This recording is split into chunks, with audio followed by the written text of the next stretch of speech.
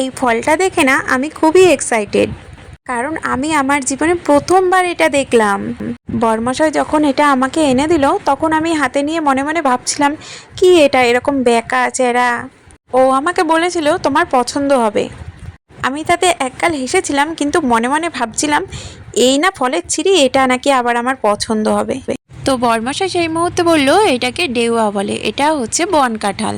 আমি শোনা মাত্রই হতবাক হয়ে গেলাম। বন কাঁঠাল! আমার ধারণা ছিল বন কাঁঠাল হবে ইয়া বড়, সাধারণ কাঁঠালের থেকে অনেক গুণ বড় হবে, আর এইটুকু ছোট্ট এটাই কি না বন কাঁঠাল। কাঁঠালের গায়ে যেমন কাটা কাটা থাকে, এটাতে তো তেমন কিছু নেই, এটা আবার বন কাঁঠাল হয় কি করে?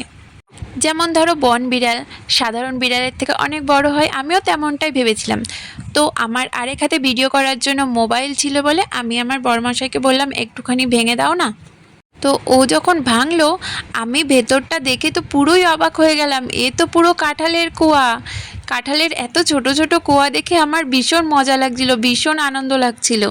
আমি যদিও বা সাধারণত কাঁঠাল খেতে একদমই পছন্দ করি না, কিন্তু এই ছোট ছোট কাঁঠালের বীজগুলো দেখে আমার এতটাই ভালো লাগছিল, সেই ভালো লাগা থেকেই এইগুলোর স্বাদ নিতে আমি আগ্রহী ছিলাম। এখান থেকে বেশ কয়েকটা কোয়া নিয়ে আমি নেড়ে চেড়ে দেখলাম, আর আমার খুবই মজা লাগছিল।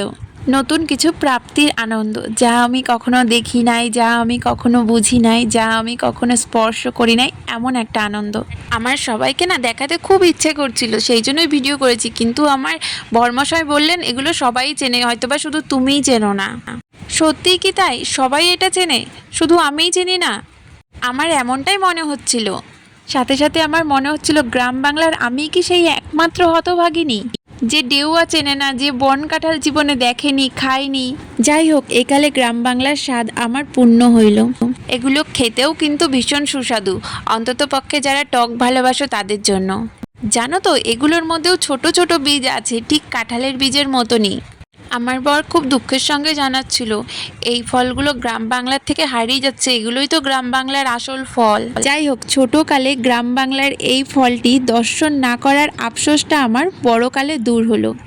এই ফলটি নিজের হাতে স্পর্শ করে, দর্শন করে এবং এর রসাস্বাদন করে আমি অন্ততপক্ষে তৃপ্ত হলাম। বিভিন্ন সাহিত্যিকের লেখায় এই ফলটির নাম পড়েছিলাম, কিন্তু আজ নিজের হাতের মুঠোয় পেয়ে সত্যিই ধন্য হলাম বুঝি।